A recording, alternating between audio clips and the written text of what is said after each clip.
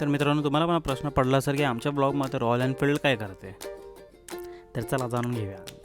उठल्या आधी कपडे इस्त्री करायचे, कारण की शोरूममध्ये जायचं होतं. पण मी घातले कोणते कपडे ते पहा तुम्ही. डेनिम. डेनिम इज लव. आणि हे मी निघालो आमच्या ओला S1 प्रोवरती. लगेच घाई लागलेली आम्हाला.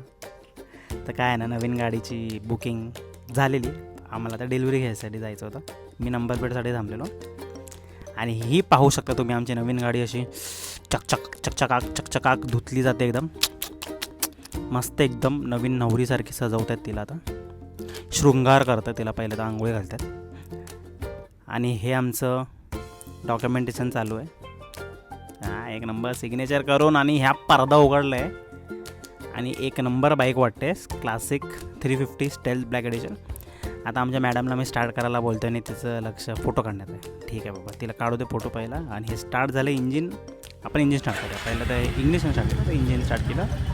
आवाज तुम्ही ऐकू शकता, एकदम डुक डुक डुक डुक डुक डुक डुक करून आहे. या आवाजासाठीच मी रॉयल एनफील्ड प्रिफर केली. आणि हे काहीतरी आम्हाला गिफ्ट दिलं. ठीक आहे, चांगलं वाटत होतं. एनफिल्डच्या टाकीसारखं एक गिफ्ट हॅम्पर होतं, त्याच्यामध्ये हे सगळे गोष्टी भेटल्यात. हे एलन की आणि स्क्रू ड्रायव्हर सगळं इन्क्लूड होतं त्याच्यामध्ये. एक किचन भेटलं आहे, ठीक वाटतं. हे हेल्मेटचं रक्षण करतं. आणि एक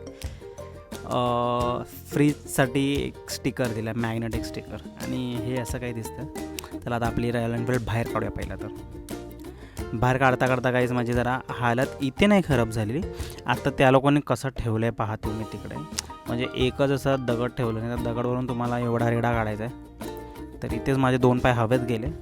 आणि नंतर मग मी स्वतः ढगत गेलो 2 सेकंडसाठी. आणि ते आमचं श्रीफळ नारळ फोडून गाडीची पूजा करून आणि हा आला फायनल लुक. कसा वाटतो आहे कमेंटमध्ये सांगा. Till then bye bye.